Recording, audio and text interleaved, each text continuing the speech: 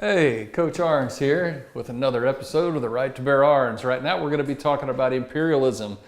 That's right, the late 1800s. We're going to talk about how certain European countries traveled to other parts of the world to conquer them. Remember, imperialism is kind of like colonialism on steroids. And you remember why European powers wanted to have colonies?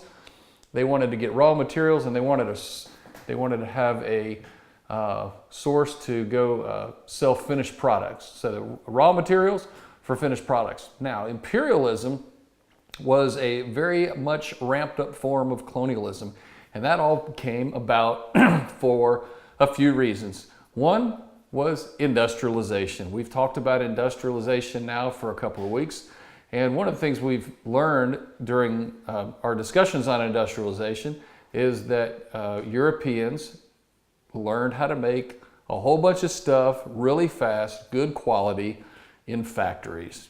And because of this ramped up production, they needed more resources. And they started to run out of resources in Europe, and especially Britain, because they had an overseas empire. They traveled all over the world, and they began to dominate places like Africa, Asia, and places in the Far East. Well, the first one we'll talk about is Africa. Now, Africa had always had contact with European countries. We've talked about that since the beginning of the school year with the slave trade, but during this time of rampant imperialism, European countries began to dominate the politics, society, and the economics of these African areas. It was mostly the British and the French, but it was also a few other countries. And really, the way that these European countries started to control Africa was brought on by a conference in Berlin in 1884, 1885.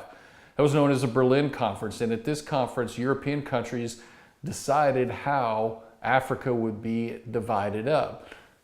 So it was most of the places in Africa were colonized or controlled by Britain, France, some by Germany, some by Portugal, and Belgium in the Congo. There were two areas in Africa that were never colonized: Liberia and Ethiopia. And the Italians had a little bit of land, and Spain had a little bit of land. Now,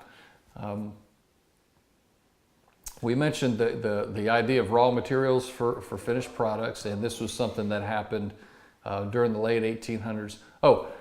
And industrialization and also nationalism. Okay, so the other part of going out and getting bigger colonies and imperialism was the concept of nationalism. Remember, we talked about nationalism. Basically, the meaning of nationalism is that people thought that their country was pretty cool. You know, Germans wanted a Germany, Italians wanted an Italy, French wanted a France, and so forth.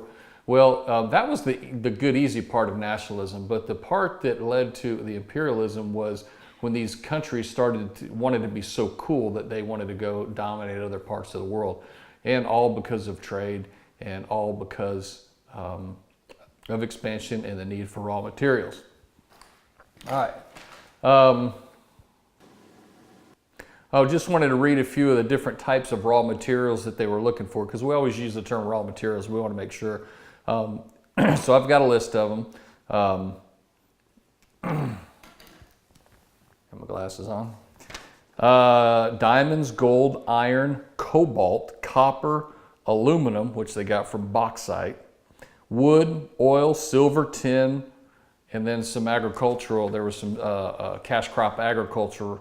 Rubber, peanuts, palm oil, cocoa, and big rubber plantations. Okay. So all of this was about competition. This colonization in Africa was all about competition between these European countries. It was spurred by nationalism, spurred by industrialization, and that's your preview for imperialism.